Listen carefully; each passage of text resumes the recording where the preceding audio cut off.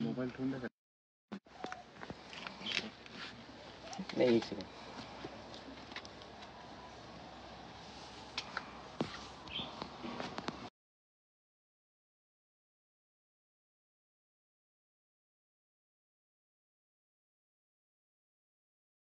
आपला भावाचा जीव गेल्यावर वेदना काय बोलणं दाटून त्याची काळजी केल्यासारखं हा भाव वेगळा असतो.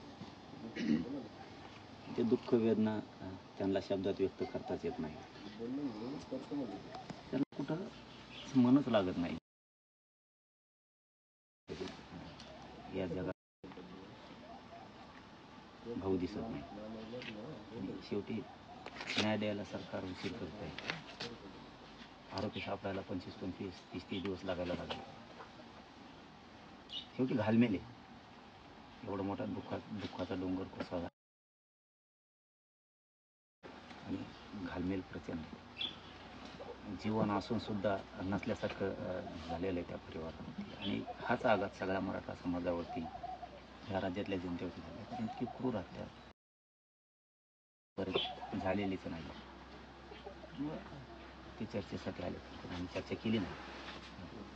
काय म्हणणं नाही काय नाही मी पूर्ण ऐकून घेणार. माझा समाजालाही त्यांच्या भावना सगळ्या सांगणार आहे.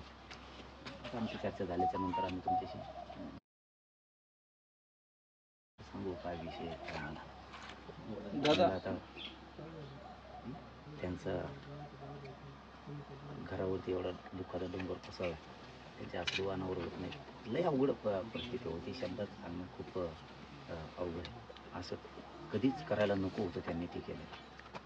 हे पाऊल त्यांनी उचलायलाच नको होतं. एवढी मोठा अपराध त्यांच्या हातातून झालेला आहे. त्यामुळे याच्यात कोणी सुटणार नाही. आम्ही सोडणार नाही कोणाला. अजिबात सोडणार नाही. म्हणजे खून करणारे आरोपी असोत, त्यांना पाठबळ देणारे असोत, त्यांना बळ देणारे असोत, त्यांना लपून यांना कोणाला सोडणार नाही. सरकारनं सांगितलं पाहिजे की यांच्या मुसक्या आवळ्यासाठी ज्यांनी ज्यांनी लपून ठेवलं ना त्यांना सुद्धा मध्ये टाकलं पाहिजे. आणि आरोपी धरल्याच्या नंतरही त्या आरोपींना कोणी कोणी मदत केली याची सुद्धा CDR काढून, त्यांचे कॉल रेकॉर्ड काढून त्यांना सुद्धा सहआरोपी करून 302 मध्ये घेतलं पाहिजे. 120 मध्ये घेतलं पाहिजे ब मध्ये आणि 302 मध्ये पण घेतलं पाहिजे. नुसते खंडणीपुरते ठेवता कामा नये. त्या खंडणीमुळं आमचा माणसाला यांनी मारून टाकले. त्यांना सुट्टी नाही. आणि समाज पाठीशी हे तीच काय तुम्ही बघा. आता आणखी थोड्याच दिवसात पूर्ण राज्य ढवळून निघणार. पुऱ्या राज्यात आंदोलन सुरू होणार. आणि त्या दिवशीच आम्ही आवाहन पण केलं आहे. आजही पुन्हा करतो की या राज्यातल्या सगळ्या जनतेला आणि मराठा समाजाला विशेष करून सांगणं आहे, आपण आपल्या जिल्ह्यात बैठका घ्या. कोणी कोणाची वाट बघू नका. पूर्ण राज्यात जिल्ह्यात आंदोलन पसरलं पाहिजे. सगळीकडे मोर्चे सुरू करा. आता परभणीच्या तारीख झाल्या. बऱ्याच जागेच्या तारखे डिक्लेअर व्हायला लागल्यात आणि सगळे लढतायत ना. बीडमधला विषय घेतला तरी सगळे लढतायत. ते पक्षाचे कोणते असू द्या.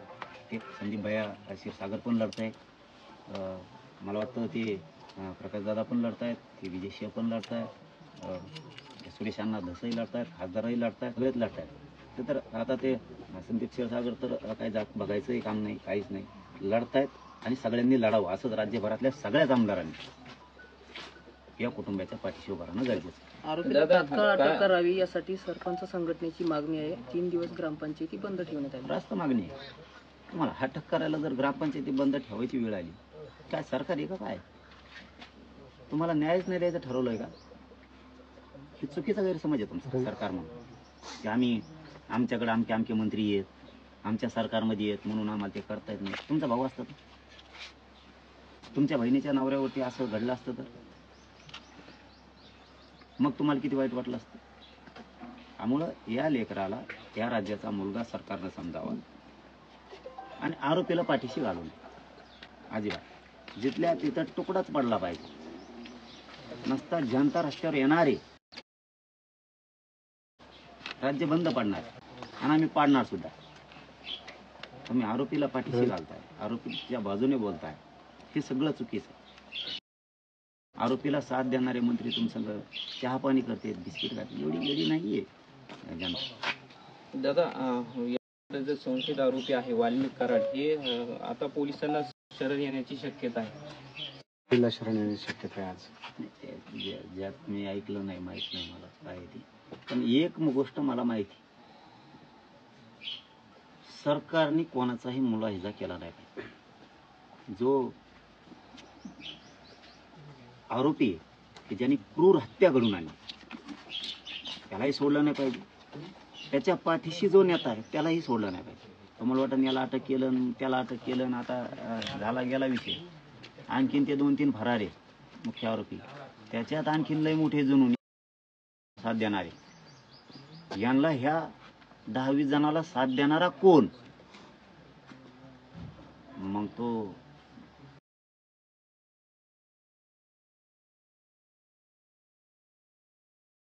साधा माणूस असो, मंत्री असो, आमदार असो, त्याला सुद्धा घेतला पाहिजे. कारण आतापर्यंत तर कोणता विषय घेतलेलाच नाहीये. तरी पण काही लोक जाणून बुजून त्याचं नाव नाही, त्याचं नाव नाही, त्याचं नाव नाही. तुम्ही कोण म्हणणारे? त्याचं नाव नाही म्हणणारे तुम्ही कोण? मदत करणारे सगळेचे सगळे याच्यात आले पाहिजेत. नसता सरकारला सोपं जाणार नाहीये. आम्ही पुऱ्या राज्यात आंदोलन सुरू करणार आहेत आणि झाले सुरू. त्यात दादा, बीड जिल्ह्यासाठी पालकमंत्री म्हणून मुख्यमंत्र्यांनी स्वतः जबाबदारी घ्यावी अशा पद्धतीची मागणी जी आहे ती बीडकरांकडून करण्यात येत आहे. मला संतोष भैयाचे सगळे आरोपी अटक पाहिजेत आणि त्यांच्यावर कठोर कारवाई पाहिजे.